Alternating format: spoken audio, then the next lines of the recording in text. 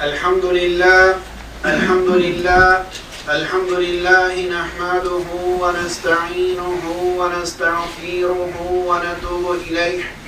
ونعوذ بالله من شرور أنفسنا ومن سيئات أعمالنا من يهد الله فلا مضل له ومن يضلل فلا هادي له نشهد أن لا إله إلا الله وحده لا شريك له ونشهد أن سيدنا محمدا عبده ورسوله أوصيكم عباد الله بتقوى الله وأحثكم على طاعته واستفتيحوا بالذي هو الخير أما بعد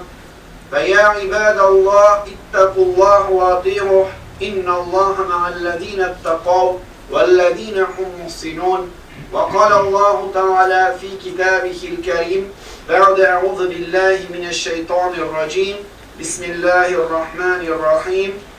يا أيها الناس إنا خلقناكم من ذكر وأنثى وجعلناكم شعوبا وقبائل لتعارفوا إن أكرمكم عند الله يتقاكم إن الله عليم خبير ألا إن أحسن الكلام وأبلغ النظام كلام الله العزيز العلام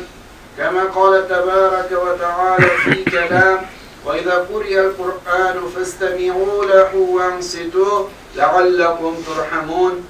بارك الله لنا ولكم ولسائر المؤمنين والمؤمنات والمسلمين والمسلمات الأحياء منهم والأموات بفضله ورحمته إنه قريب مجيب الدعوات إلهي آمين.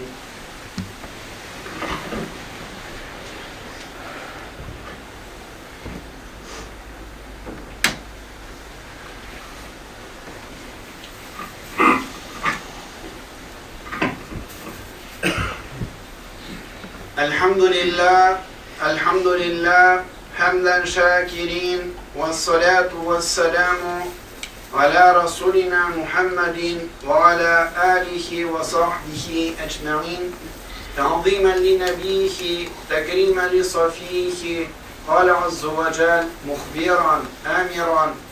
إن الله وملائكته يصلون على النبي يا أيها الذين آمنوا صلوا عليه وسلموا تسليما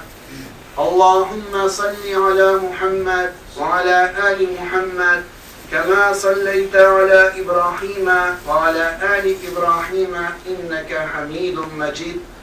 اللهم بارك على محمد وعلى آل محمد كما باركت على إبراهيم وعلى آل إبراهيم إنك حميد مجيد اللهم ارحم الخلفاء الراشدين سيدنا أبا بكر عمر عثمان علي وعلى بقية الصحابة والتابعين